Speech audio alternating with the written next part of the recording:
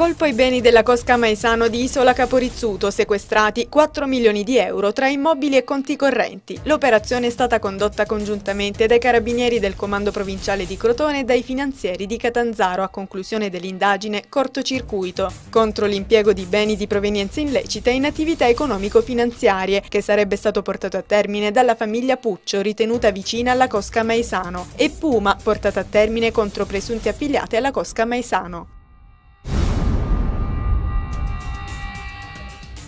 Luigi Carbone, precario della scuola di 61 anni di Crotone, farà causa al Ministero dell'Istruzione aderendo ad un'azione legale lanciata dal Codacons che gli offrirà assistenza legale gratuita. Secondo l'associazione è Carbone il precario calabrese della scuola con più anni di lavoro. Il 61enne dal 1993 ha sempre prestato servizio attraverso supplenze e contratti a termine.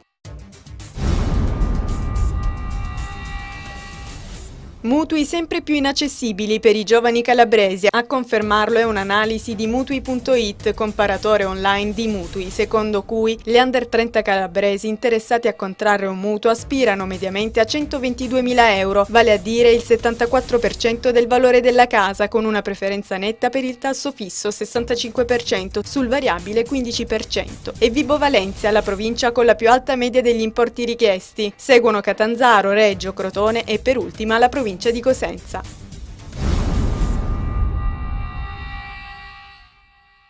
Grande successo ieri sera per il primo appuntamento crotonese del campionato di Fair Play Il Cervellone. La sfida tra i sostenitori rossoblù e Amaranto si è tenuta nella stessa serata presso il Bounty Pub di Crotone e contemporaneamente a Luna Ribelle di Reggio Calabria. Alla serata hanno partecipato anche il Regino Ragusa e i calciatori pitagorici Loviso, Bindi, Migliore, Florenzi e Pettinari. I tavoli dei vincitori si sono aggiudicati i biglietti per assistere al derby e le maglie dei propri beniamini.